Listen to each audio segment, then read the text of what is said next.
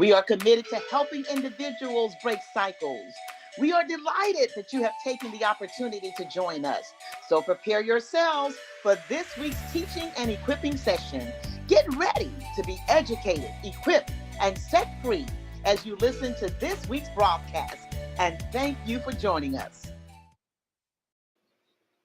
Good morning, good morning, good morning, Dream. I am so happy, or afternoon, so happy that you guys can join me today as we talk about spirit spouses. We're going to talk about spirit spouses. We're going to do a deep dive into this. Today's session won't be as deep as I want to go into it, but it will help with setting the foundation so that you're ready for the next conversation. I'm going to ask you guys to do something a little bit different today than I think we typically do. What I am going to ask you to do is, if you can pull this up on your TV, I'm going to ask you to do that. What I want you to do is eliminate any distractions that may come up right now, because we all know how the enemy works.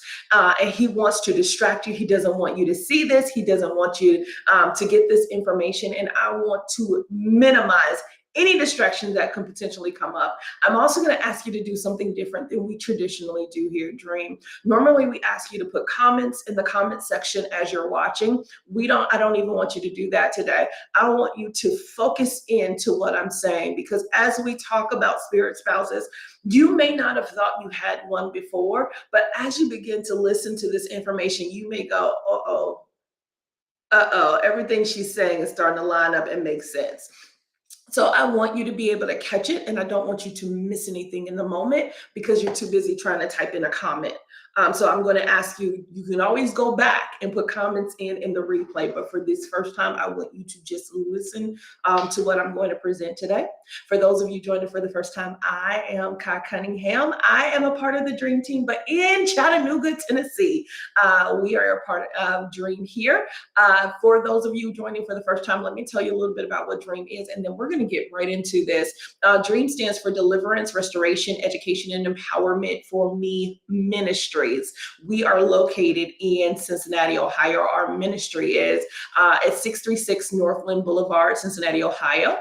For those of you who would like to get some more information about us, especially when it comes to deliverance, we are a deliverance ministry. We believe in not only educating you about what you need to know, but helping you understand the importance of breaking cycles, but recognizing the cycles as well, so that you don't continue to recreate what you've tried to break down in the spirit through the tools that God has given us and tools that we help train you on.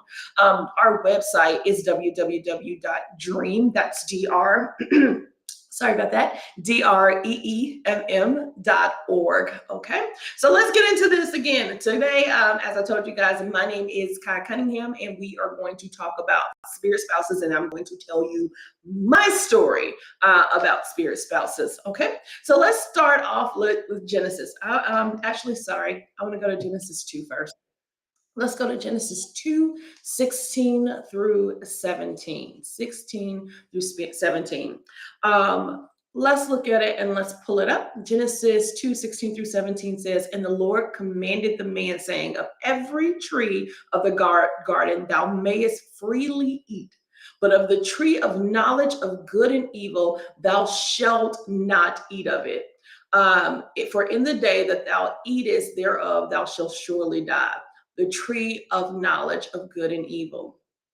You guys, one of the most common misconceptions that I hear all the time is that when the fallen angels came to earth, when they came down, when the men of God start sleeping with the daughters of men, and actually, let's just go there first.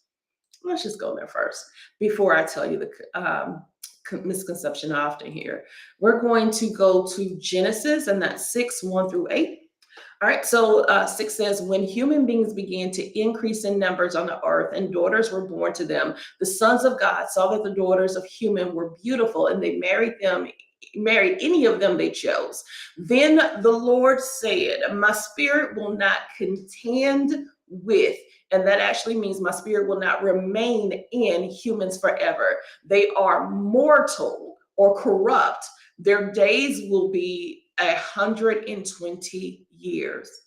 The Nephilim were the on the earth in those days and also afterwards. When the sons of God went to the daughters of human and had children by them, they were the heroes of old, men of renown.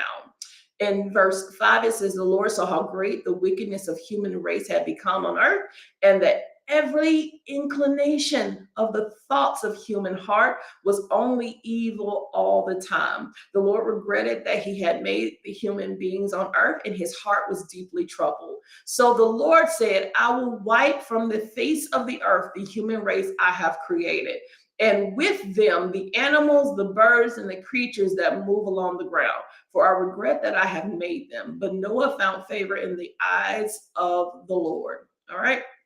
So let's jump into this. One of the most common misconceptions that I hear is that when the the sons of God married the daughters of men, that they gave them knowledge. That is not what happened. I want you to go back to Genesis and reread chapter 3. What tree did Noah eat? He ate the tree of knowledge. And when he ate that tree of knowledge, he knew of good and evil, of course, but he knew immediately that him and Eve, they both knew that they were naked. So they covered up. A tool in the wrong hands can be easily manipulated into a weapon. So they ate this tree, they had knowledge, but they had uncorrupted knowledge. What the angels, the fallen angels, did was they corrupted the knowledge that men had. They didn't give them more knowledge. They just taught them how to use the knowledge they had to manipulate it and create other things. And so that was what was happening during that time. Demons and angels, they can't give you anything new that God didn't create. That is the reason why we say there is nothing new under the sun. Why? Because if God doesn't create anything new, they can't give you anything new. All they can do is take the knowledge that God has already given you, shake it up, corrupt it, and then give that back to you. But at that time, because this was something that humans had not thought of, because this was something that they didn't realize, because this was something that they didn't understand, it felt like something new. All they were doing was corrupting what was already created. That is why we're going to talk about spiritual spouses, because it is just what God intentionally created that was corrupted by the following angels. God did not intend for his daughters and son of humans, the sons and daughters of God who were in human form, to sleep with angels. That was not ever intended. It was intended that they would marry and they would mate and they would reproduce. Well, what ended up happening was angels start sleeping with women, so they married and they reproduced and created what was known as Nephilim. Nephilim are fallen angels, and these were the heroes of old. It was done for greed on both parties, because the angels would promise the fathers of those daughters certain things. I'll give you XYZ for your daughter. So there was greed on the family's part, because now I'm thinking about what am I going to get out of this? But there was also greed on the angels' part, because they were thinking, I'm going to reproduce or recreate in my image, not God's image, but in my image, because in their minds, they are little g gods. I need you guys to follow me. They are little g gods. And so I want to redo, again, I can't create anything new. I can only do what God did. What did God do when he created men and women? He created them in his image. Because I can't be in the position of these demons. These fallen angels could not be in the position of humans having the ability to know right from wrong, having the ability to make their own decisions, having the consciousness to do this. They wanted to recreate what God created perfectly the first time. That's why it's important that you guys get into your word and you understand what God created you for. Otherwise, anytime a tool in the wrong hands can easily be manipulated into a weapon. And what the enemy was doing then, he is still doing now. He is still taking you and manipulating you into what he's telling you you are, and that's what you think you become. Because in your mind, if I'm processed, if everything is okay, if things are working out fine, then that means that I must be following God, when clearly you are still entwined and in relationships with the devil. And so we've got to be able to discern when I'm out of order. And without being in your word, without having God in you, there is no discernment. So the enemy can tell you whatever he wants to tell you, and you will absolutely believe it, because I have no discernment. I have no word in me. So I can't tell right from wrong. I can't tell good from evil. I can't tell where I'm supposed to be and where I'm not supposed to be.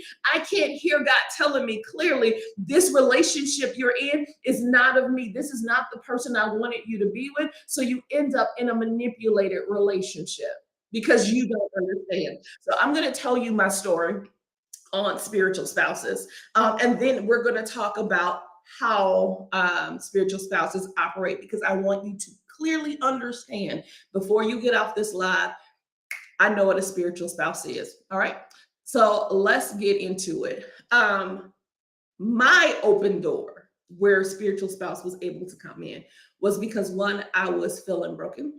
This was right after my mom passed. And so I was married then. We had 2 small children, and it was just a lot of chaos at the same time. Keep in mind, before then, I've told you guys the story before then, but for those who are listening for the first time, you don't know this. Before then, I was molested as a child. I ended up becoming we talked about how molestation works in certain children. Some of them come hypersexual, and some of them maybe have an aversion to sex. And then there are some children who are middle spectrum. I was on the hypersexual side. And so not really looking for love or anything like that, not really engaged with anybody in a relationship type. I was just more looking for that, as one therapist told me, it was like self-soothing. And so instead of sucking your thumb like a newborn baby, sex becomes the things that helps you calm down. So that way you're able to process. Like I just need to, like somebody who needs a cigarette or somebody who needs a drink. Like that was really what it was to me at that time. And so my mom passing just took me into a very deep depression. And then add into that, not really feeling loved, not feeling any type of connection, not just kind of, what the enemy did was kind of isolate me from anybody who could get to me to help me. He did a great job of doing that. Let me pull you back. Nobody cares about you. Nobody wants you. Nobody loves you. And so he did a great job of putting me kind of in a silo place by myself. And that made it easy to manipulate me, because a tool in the wrong hands becomes a weapon. And so I'm just going to manipulate the mess out of you, because that is what I can do, because there's nothing else, that no one who can stop me. Now, at that time, the other open door, that really allowed this to come in, was I was at a family member's house, and this family member was reading these erotica books. And she was telling me about one, and there just happened to be one by this author sitting on the table. We were going to be there for a couple of hours, so I was like, I just read it, let me just see what it's about. And as I'm reading the book, it is no different than someone else looking at a porn for the first time. It was very much that much of an eye opener, because I had not been exposed to it on this level. And the more I read, the more it created fantasies in my head. And then I just could not stop reading them. And so every time I found a new one, I was reading. It came to the point where, still working a 40-hour work week, I could read anywhere from 4 to 5 books a week on average. And not just the books, because the books became not enough. And so then it became, okay, well, let's actually look at porn. Okay, well, because I'm looking at it with my husband, so you gotta be right? Because we're doing it together. And then it became, let's watch TV shows about it, and let's just anything that allowed me to become hypersexual. That's what I began to get into. And so what started off as a small little open door, like just read this little book, became this big, massive opening that allowed this connection, the spiritual spouse, to actually come in. Now, Let's talk about when I realized I had a spiritual spouse, because it was many years later. I didn't even know this was happening. And then I'm going to talk about some of the things that happened during this time period. When I moved to, my husband moved to Cincinnati, and about a year later, God told me it was time for me to go to Cincinnati. At that time, we were going through the process to get a divorce. And God said, no, go home, go to Cincinnati, fix this. At that time, before that happened, both of us were just operating outside of God's will. And I mean, it was so bad that, and so many other spirits had access to not only us, but our children. Because when you are not in order, when you are out of order, you give the enemy access to your bloodline. And I had not realized that it was because I was coming into agreement with different things that it was allowing the enemy access. So what ended up happening was our youngest son was 6 years old and suicidal. At that time, I was also suicidal. At that time, I could not even, I remember Kenny calling me one morning. We had a prayer that we said with our kids every single morning. I had not said it for a while. I can't even remember the last time I had said that prayer with our kids at that time. And he began to say the prayer. And I became so enraged with anger as he's saying this prayer. Nothing else. He didn't do anything else. We didn't have an argument. It was, hey, let's just say our prayer this morning. Before you get to school, little man, just let's say it together. And as he's praying the prayer, I am getting angrier and angrier by the minute. Like I literally want to yank my hair out and scream. I'm so angry. I could not wait till Christian got out of the car so I could yell at his dad. And it was like everything he did just irritated me. Everything. It didn't matter what he said, what he did, when he did it. It just didn't matter. And then at that point, I was also going through a very deep depression. I mean, to the point where I've talked about this before. I would go to work and I had timed it perfectly. Me getting off work, I would take a sleeping pill before I got off work at 4 o'clock because I timed it to, by 5, I would be good and relaxed. I can go home, take a shower, and go to sleep. Still had 3 kids who needed dinner, who needed help with homework. I can't do that. I can only pretend to be happy for 7 hours at work. After that, I'm done. I can't pretend no more. I need to go to bed and get ready for the next day. And this had become my life cycle for a while. Keep in mind, we have 3 kids who are living in the home with me who are seeing this happen. I had started drinking more. I started hanging out more, going out later. They were not dumb to any of this. They very visibly saw some of the decisions and behaviors I was making, wearing skimpy outfits, short shorts, short dresses, revealing clothes, because that was just where I was at that time. And this particular spirit spouse, it just made me act out, and I was okay with it. I was okay with it. So at that time, what ended up happening was God said, no. So there was an experience that I had in Atlanta where I knew God was telling me, go home.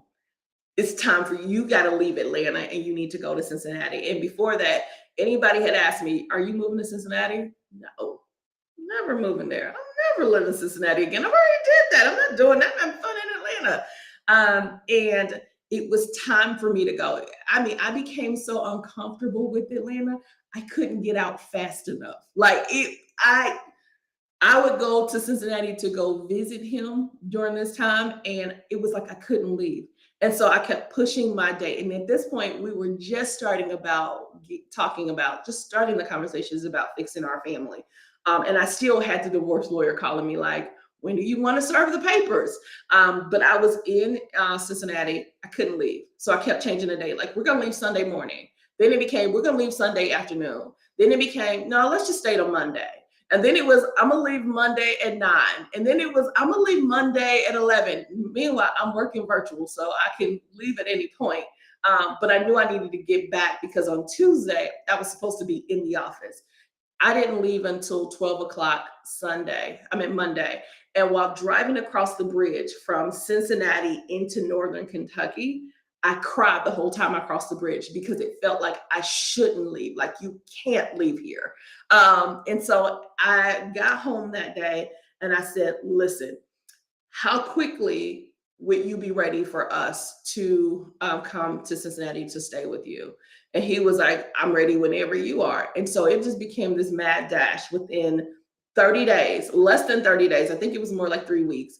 We're moving, because that was the longest in my head that I could stay in Atlanta without losing my mind. And it just felt like Atlanta was on fire and I had to get out like now. And so that was what it took for me to leave. Now, Darren talked about on Sunday him wanting to quit all the time. That is exactly what I was dealing with at that time. Because anytime anything would happen, any friction between the two of us, it was, you could go back to Atlanta and you'd be fine. I mean, financially, you were doing well. You were taking care of 3 kids on your own. You could go back to Atlanta. And I had to fight that voice. Like, no, I'm staying here and I'm going to stay married. I'm not going to leave. At that point, I was going through deliverance too, but had not realized there was a spiritual spouse. And so a few year later after that, we have moved to another place. And God told me for the first time, I could hear clearly, fast. And the fast you need to do is just a water diet, no eating, no eating. And it was for a few weeks. I had never fasted that long in my life. But I'm like, okay, God, if this is what you're telling me, I'm going to do it. And then God put some more parameters in place. You need to read your Bible around the clock. And when you're not reading the Bible, you're watching ex-ministers that I'm sending you to watch on YouTube. But that is all you can do. You can't go out to eat with family and friends. You can't go hang out at nobody's house. I need you in your word.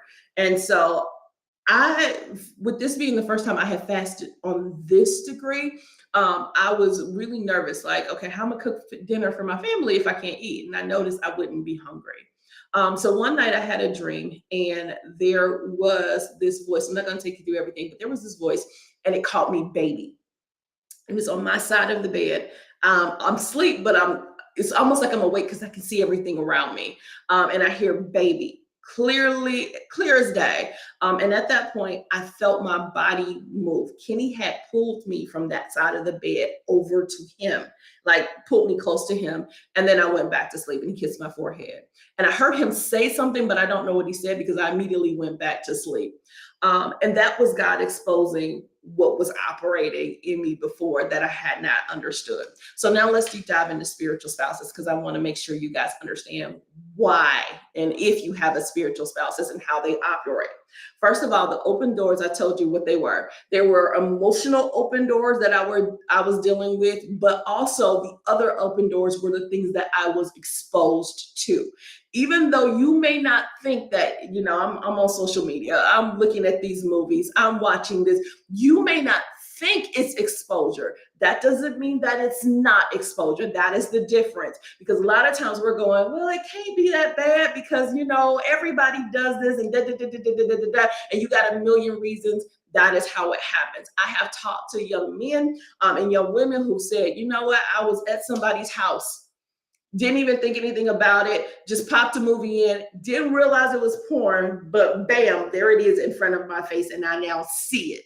And so that became the open door. And so every time they could sneak away to that person's house to watch it, it was like I had to feed that beast. That also opened the door to fantasy. So when you're watching porn, when you're watching videos, when you're reading the books, when you're reading the novels, when you're engaging with people online and you're talking about sexual fantasies, that is really what it is. It is the fantasy that pulls you in. Normally, the fantasy part happens before the actual actions happen. So you see it happening in your mind. The Bible talks about as the mind thinks, as a man thinks, so is he, because that is where sin actually starts, is in your mind. If the enemy can get your mind first, then it's easy for him to be able to corrupt everything else, because I've got your mind, I've got your thoughts, I've got how you process, I've got how you analyze, I've got this now. I'm able to control you and sway you any way I want. Keep in mind, a tool in the wrong hands can easily be manipulated.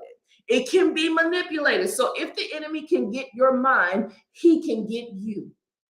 if I can control the way you act, the way you speak, so you start acting different, speaking different, looking different. I told you, I start dressing different, which was not common for me to dress like that. But at that point, hey, it is what it is. So I start dressing different. I start going and hanging out with different people. I start engaging in different things that I should never have been engaging in. And it was because the enemy already had my mind twisted up. How can you tell if your mind is twisted? You can't focus in. Your mind is scattered. It's like going into a house that's super messy and super dirty and things are all over the place and it's clutter everywhere. And anybody whose mind is not cluttered, they can look at it and go, oh, something's wrong over there. That is what it's like in your mind. There is clutter everywhere. You can't process correctly. You often go, dang, what was I supposed to do? Where was I supposed to go? You walk into rooms and you are just baffled. You start thinking, you start praying, and all of a sudden you forget where you are in the prayer. What was I praying about? You start reading the Bible, and all of a sudden you get distracted, and your mind is in a whole different place than where it was. You sitting in church and you're listening to the pastor speak, and then all of a sudden your mind is in a different place. It is because of the clutter that's happening in your head. So it makes it hard for you to focus. It is like always being in a fog. People are telling you, I told you about XYZ. You don't remember. Did you tell me? Because I don't remember you telling I asked you to do da da da da da. Did you hear me talking to you? I was just talking to you. Your mind is absolutely cluttered. This could be a sign that you now have a spiritual spouse, especially if it's somebody telling you to fix your marriage. It's telling somebody, anytime anybody talks about, you need to address this issue, or you need to do this, you need to do this right, you're doing this wrong. Anybody telling you to line up with the word of God and it's making you angry to the point where you are physically angry, like you can fight them because I don't want you talking to me about God or the Bible or any of that, you probably got some company and you might have a spiritual spouse. All right, let's keep going. So another sign that you may have a spiritual spouse, because everybody talks about, and this is, let me put this disclaimer here, because I don't want anybody to say that I'm telling you that something opposite of what's happening. There are demons. There is a spiritual spouse that can have sex with you unwillingly, but some of us are willing participants. I'm gonna just put it out there. Some of you are willing participants. I am okay with this.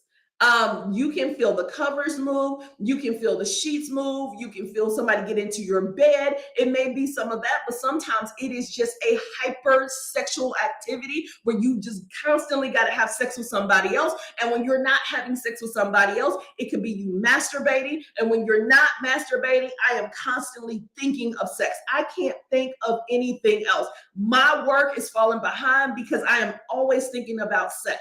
It is very much, we call this a sex addiction. That's where we kind of put it at, but it is really a spirit that is behind that. And I need you guys to understand there is a demon behind it. We can deal with the demon, but then we also have to deal with the addictive traits, because one of the things that Apostle says, addiction is addiction is addiction. So if I'm not doing that, I can always turn that into an addiction to something else. So now my addiction becomes an addiction for baking. Now my addiction becomes an addiction for shopping. Now I'm smoking cigarettes back to back. It is an addiction to something else. And so we need to deal with the mental issue behind that as well as reprogramming your mind. But also we need to deal with the spirit that is behind it. And so you become hypersexual. You fantasize about sex all the time. You are always constantly masturbating. And I mean masturbating for hours. You have lost track of time. You are watching pornos nonstop. You are always talking about it. You're always on the lookout for it. You're trying to find anybody and everybody that you can rub up against, because I need to satisfy this craving, like someone who's an alcoholic, or someone who is someone who smokes, someone who do drugs. You are constantly trying to feed that need. That demon is always needing worship. And how you worship is by having sex, by simulating sex. It is like your sacrifice, or it is like your offering. That is really what your offering is to this demon. Because really that's what a spirit spouse is. It is a demon. And so it is requiring a lot from you, and you are meeting the requirements. The other thing, spirit spouses do not want you to have a successful or happy marriage and will sabotage any relationship you try to get into. So one of the things I talked about earlier was it was like everything my husband did, it just got on my nerve. Like anything. And we would have those bouts where everything would be okay, but then I would twist it in my head and become very aggravated with him again. And so I just needed the marriage to end. I was never completely in. I was 1 foot in, 1 foot out for many, many years of our marriage. And it was because this spirit spouse was like, you got to get out of here. You got to get out of here because I don't want you married to anybody else. So when you start finding yourself, you can never be committed in relationships. Like Darren talked about, he was a serial quitter. You are the same way when it comes to relationships. The second you start to feel like y'all are getting close, y'all are getting good, y'all are okay, it's when everything falls apart because that spirit, I want you to have sex with this person, but I don't want you to make a family because I'm your spouse. So you can't be happy with this person. There is no happy ending. You are somebody who's probably been married multiple times and you can't figure out why, and it's always the other person's problem. You are somebody who's been in multiple relationships. You are somebody who can't be committed in a relationship or a marriage. No matter how hard you try, you are going to do something to sabotage this relationship, but it's always the other partner's fault. The partner that you are in a relationship with can never satisfy you sexual, so you're always going out to find somebody else who can. You are dealing with a spirit. That is what is behind all this. And it's also some emotional things. It's some mental things that need to be dealt with. I don't want you to think like you can go back to your partner and be like, the only reason why I'm like this is because she said I got a demon. That's nothing to brag about. There are some decisions that you are making on your own, that you are consciously making on your own. So I don't want you to push this off on this demon and go, that's why I'm like this, or everybody in my family like this. So we all do this. That is not okay. It is not okay. Anytime you get into any relationship, it always goes downhill and it goes down fast because I don't want you to be committed to anybody else. The word of God says, you will not have any other God before me. In this tense, remember, demons don't create anything. They just corrupt what came out of the mouth of God. When you saw in the Bible, when Jesus went and fasted for 40 days, you saw the devil giving him word, but it was manipulated and twisted word. It's the word, but I'm going to manipulate it. Again, let's go back. Tools in the wrong hand can be easily manipulated into weapons. And that's what the enemy was doing. He was manipulating the tool. And so he was using it as a weapon. That is the same thing that's happening here. It is corrupted and it is manipulated. So just like God said, there will not be another God before me, the spirit spouse is saying the same thing to you. You will not have another relationship outside of me. So anytime you get to a point where I just want to be with somebody, I want to be married, I want to do this, I want to do that, I want to have somebody to travel with, I want to have somebody go, something always happens. It always happens, and usually it's because of you, but you can't see it that way because the enemy is going to tell you, it's them. It ain't you. You perfect. That's them over there. There's something wrong with them. Another sign that you have a spiritual spouse, maybe your body belongs to them, and so they will keep you from procreating in the natural. A few years ago, when I first became a seer, like really understanding that I can see and what this means. I was getting my hair done and I was praying while she was doing my hair. So I'm praying to myself and I'm reading my Bible and I clearly see this person that I knew.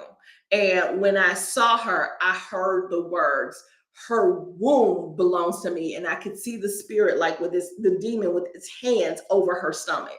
This particular person had been having a very hard time having children and had been going through it. And this wasn't the only person I knew. There were a couple of other people that I also knew who were having a hard time. This is what this particular spirit spouse does. Again, No other God before me. No other relationship before me. No anything. This is what the spirit spouse does. So it doesn't want you to procreate in the natural. Why? If I can stop your wombs, I can stop most relationships. I can stop most attachments. I can stop you from giving birth to a seed that will what? Step on my head. Where did that come from? Let's go back to Genesis. Let's go to Genesis, and we're going to go to 3. Let's go Genesis 3.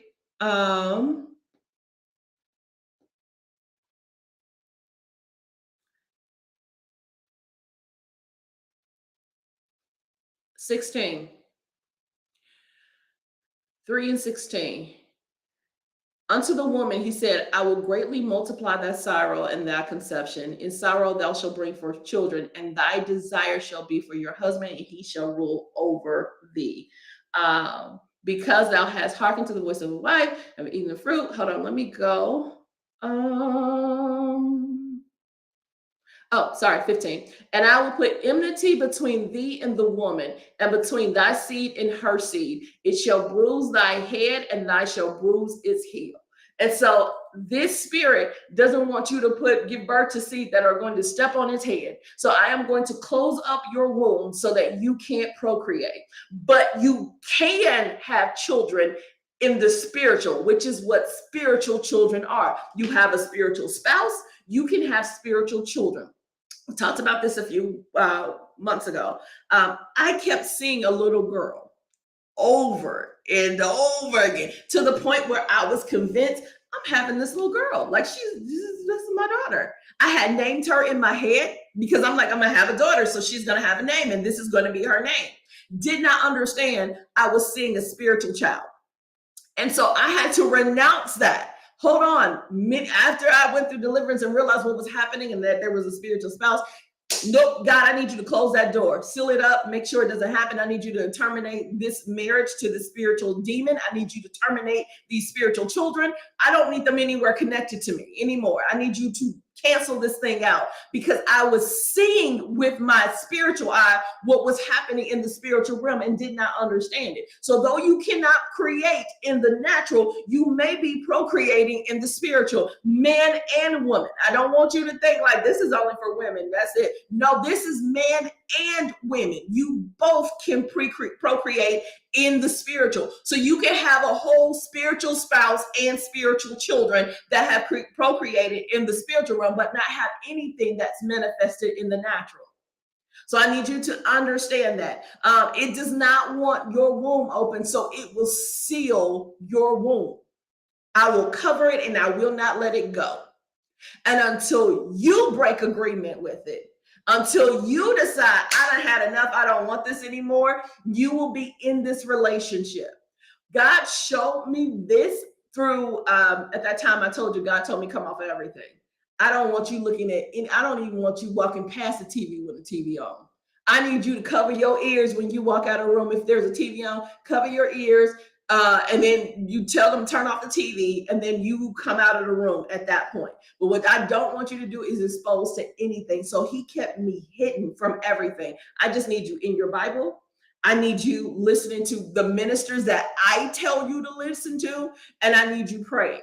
And I need you to turn down your plate during this time. And that's all I needed.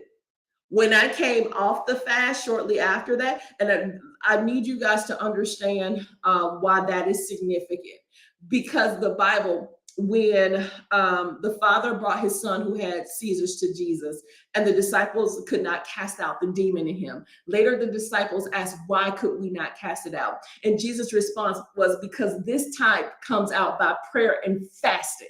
And so it was important at that time that God is saying, I need to get some stuff off of you. And the only way I'm going to be able to do this is you're going to have to get into prayer and fasting. That's what you're going to have to do to break these chains. You guys, it is the same thing for you.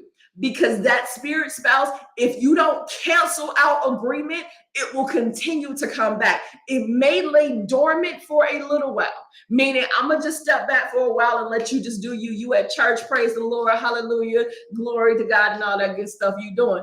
I'm going to let you think you done got away, but on one of them lonely nights, you reopen that book. You go to Facebook, you connect with that person. He shows up and you just happen to see them, and that door opens again so that that spirit spouse now has access to you again.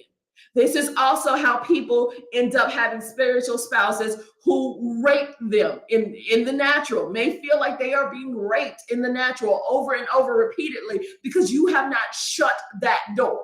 You have not canceled out any agreements. So this spirit still has access to you. This demon still has access to you, but not only to you, but to your seed, to your bloodline. It still has access. So it can come in at many entry points. I told you earlier, I was going through depression and I was feeling suicidal. Next thing I know, my 6-year-old starts talking about wanting to commit suicide. I had never said anything to him, had never even discussed it while he was in the room. But he starts to say it out loud. This is what I want to do at 6 years old. You can think your baby ain't messing around with nothing. You can think you doing stuff in the dark. You can think you're manipulating things in the dark. That is not how this happens. It may make you feel like it's only you being infected, but now all of a sudden, or impacted, and then all of a sudden you start seeing stuff in your children manifest, and you're not quite sure where this is coming from. It is coming from the doors that you open. It is coming from the decisions that you've made. So again, this is just the initial spirit spouse. This is just the foundation. We are actually going to deep dive on this and start talking more about spirit spouses so you understand it. Keep in mind, open doors are how they come in. Open doors can be any number of things to you. It could be watching TV. It can be the relationship that you're in. It could be through witchcraft. It can be through a hex. It can be through movies. It can be through TV. It can be through porn. It can be through sexual experiences. It can be through molestation. It can be through any number of things that allow you to open yourself to the demon to now have access to you and to your bloodline.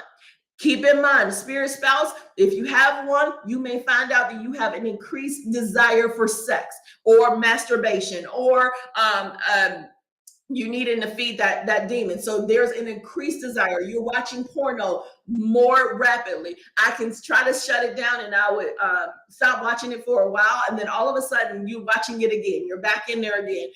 I had this one minister talk about, he would give his life to God and he would go, okay, God, I'm not going to watch it. And he could literally time how far he could go out without watching it before he was watching it again. It is very much like that for some individuals. That is because you now need to break agreement. You need to go through a deliverance. They also don't want you to have a successful relationship or marriage. So they start sabotaging your marriage through you. You become the tool that's been corrupted that becomes a weapon. It's been corrupted and manipulated. You become the weapon in your marriage. So you are doing all types of things to sabotage your marriage, but looking at your spouse as if your spouse is doing it. The other thing is they don't want you to procreate in the natural. So they will shut up your womb. They will shut up your body. You will become sick. I remember during that time, it was like every few months, I had something crazy that I was sick with. And it wasn't just small stuff like a common cold. It was like double pneumonia. Where I even get it from, nobody knows. We have no idea. It's the summertime. I'm not quite sure how you got double pneumonia in the summertime, baby, but you got it. Didn't even have a runny nose the day before. Nothing. And then all of a sudden, a fever, 104 out of nowhere.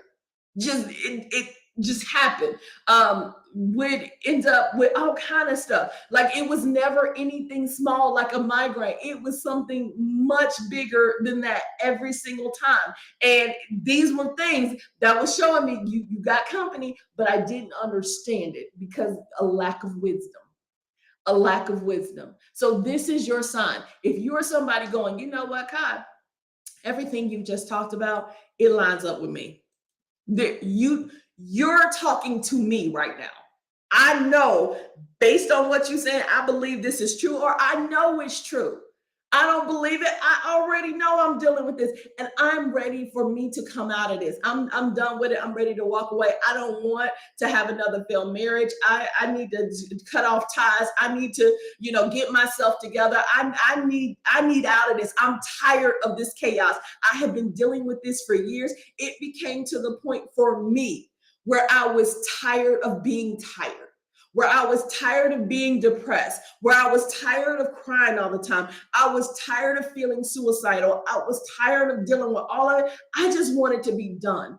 I told Apostle when I came through Deliverance, I said, I no longer felt ashamed about everybody knowing what I did or where I came from. I just needed to be done with it. So I don't care who heard the story. I don't care who I needed to tell it to. I don't care how many times I needed to tell it. I just need this up off of me. So I need you to help me get this up off of me. And you are probably somebody who's at that very same point where you're going, I'm done. I'm ready to rip all this off. I'm done. I don't want to do it anymore. I am tired of feeling like this. If that is you, I have our website here. One of the things we do is we take people, families, individuals, couples. We take you through a deliverance process, but it is individual with you only, because we can't deal with all of the other family issues until we start dealing with you first. And so what I'm going to tell you is, if this is you, you want to go to the website and you definitely want to fill out the deliverance packet. You want to fill it out because that packet tells us about you, what you're dealing with. I've said this before, I'm going to say it again. You don't want to come to us and say, I'm dealing with a spirit of lust, and then we cast out the spirit of lust, but we didn't even get the strong man nor all of the other issues that you have. We haven't dealt with anything. All we dealt with was the spirit of lust. We didn't deal with the lying spirit. We didn't deal with the spirit of murder on you. We didn't deal with the spirit of stealing. We didn't deal with the spirit of lust that's taken over you. We didn't deal with any of the other addictions. Like, none of that got touched. It was just the spirit of lust. And one of the things that happens is, when you leave, if we haven't dealt with everything there, what happens is that spirit can now bring other things back into you. So we got to make sure we get to the root of the problem. It's just like going out in your front yard and you've got weeds growing up. So all you do is cut off the top part of the weed. If you don't kill the root, something else will grow from this. Something else will grow from this, and it'll keep coming back over and over and over again. So now I've got a stronger spirit of lust on me, and I don't understand why. It's because we've got to deal with all of the things. So that packet, although it may be a little bit of a lot of questions that you have to answer, it allows us to deep dive to figure out what is the root and where did it come from? What was the entry point? I told you guys what the open door was for me may not be the open door for you. So we need to identify, what is your open door? What is the thing that allowed the enemy access to you? Was it something your family did? Was it generational? Was it some sort of witchcraft? Was it some sort of sickness or illness? What was it? So we want to know that, so we're able to help you and we're set up to take you through. But what we don't want to do is commit to a deliverance with you when you're not committed. So we need to know you in the game too, because we will go through spiritual warfare on our part for helping you get released. But the warfare is more intense when we try to help you get released and you're not committed to the process. So you go right back. You go right back to what you've been doing. So we need to make sure you're in this too. You got skin in the game. So we're going to ask you to be committed. And what does commitment mean? I need to make sure I'm giving you some scriptures beforehand. So what we're not going to do is, the first time you call, we're going to take you through a deliverance right there. That's not what happens. We need to make sure you understand the tools. The weapons of your warfare are not carnal, but mighty in the spirit. Well, what are the weapons of my warfare? I don't even know what they are. Well, let's talk about them. Let's figure out what your spiritual gift is as well, because we need to make sure that we get you strong in the word. So when the enemy tries to come back and attack you, you don't cower and fold. You don't not get knocked down one time and fall out and go, that's it, the devil can have me. That's not what we want you to do. We need to make sure that you feel strengthened and encouraged. So when the enemy comes at you, because he will, when the enemy comes at you, you ready to put up your hands and go, all right, devil, I'm ready for this. You had me before, but you ain't gonna get me this time. I done got stronger. I've been working out. It is working those muscles, your spiritual muscles, so that you get stronger and you're able to resist the devil so he will flee. But if you don't have any strength behind you, you won't resist the enemy and he'll take you over. He'll take you over. So what we don't do in deliverance is take you through a deliverance right then on the spot. Now, there may be some cases where we may start praying with you and start working with you, and the Spirit is releasing. God goes, nope, cast this off of her now. Cast this off of him now. We may do something like that, but for the most part, our process is the same. We are going to do this in order. We want to make sure we sit with you, that you understand what deliverance is. It makes no sense for me to take you through deliverance if you don't even know what it is, what to expect afterwards. I want to make sure you're prepared. If I give you a gun and tell you, all right, here's your gun, you bought your gun, you now have this, your gun owner, here's your certification to let you leave my shop, but I don't tell you how to use the weapon. I don't tell you when to use the weapon. I don't give you any laws around the weapon. Then you end up shooting somebody, friendly fire by mistake. We need to make sure that you are sound and you know what comes next. You have an expectation, and that you have somebody, you realize you've got a team that's backing you up. So you can call us and go, hey, this is what I'm going through. Come on, let's get the saints together. Let's pray. Let's battle against this. But I need to know from you, what word are we standing on? What are we praying? What are we agreeing to? What are we not agreeing to? I need to make sure your mind is in the right place.